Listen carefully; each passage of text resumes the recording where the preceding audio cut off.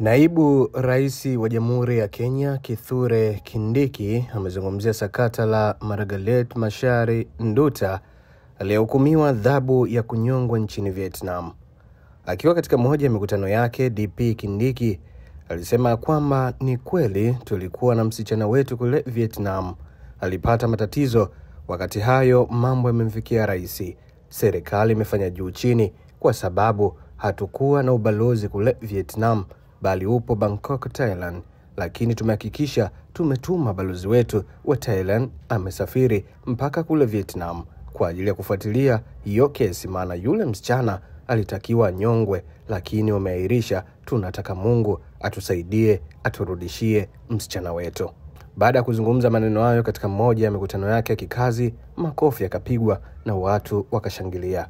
Kauli ya DP Kindiki inakuja ikiwa ni siku chache baada ya Wizara ya Mambo ya Nje kuthibitisha kwamba timu ya ubalozi imempata Nduta, raia wa Kenya aliyefungwa nchini Vietnam kwa makosa kuhusika na dawa za kulevya na kuhukumiwa kifo.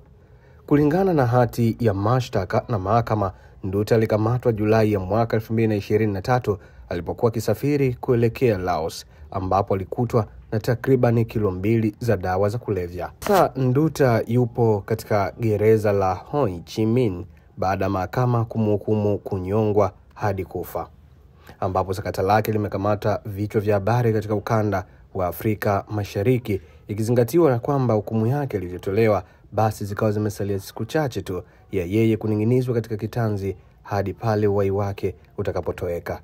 Hizi ni ripoti za Ayo TV juu ya sakata la Margaret Nduta, raia wa Kenya aliyehukumiwa adhabu ya kunyongwa hadi kufa nchini Vietnam, ambapo sauti zikapazwa na serikali kuombwa chini ya rais wa Kenya kwa ajili ya kumnusuru Nduta, pengine adhabu yake ije kutumika nchini kwake Kenya, pengine na inaweza isiwe adhabu ya kunyongwa, lakini angalau arudi nchini kwake, pengine ndugu jamaa na marafiki wamuone, licha kwamba ndugu zake walishaweka msiba wakiamini ya kwamba hawezi kurudi tena na wataweza kumuona tena.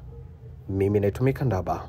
Ni kweli tulikuwa na msichana wetu kule Vietnam, alipata matatizo.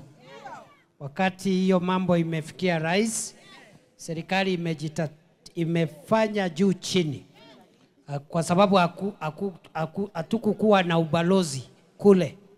Ubalozi wetu ulikuwa kule Bangkok, Thailand, lakini tukahakikisha kwamba tumetuma balozi wetu wa Thailand asafiri mpaka kule Vietnam, na sasa tumeingilia hiyo maneno. Vile huyo msichana alikuwa nyongwe, hiyo mambo imeahirishwa, na tunataka Mungu atusaidie, aturudishie msichana wetu. Hii ndio maana ya serikali, sio maana ya serikali.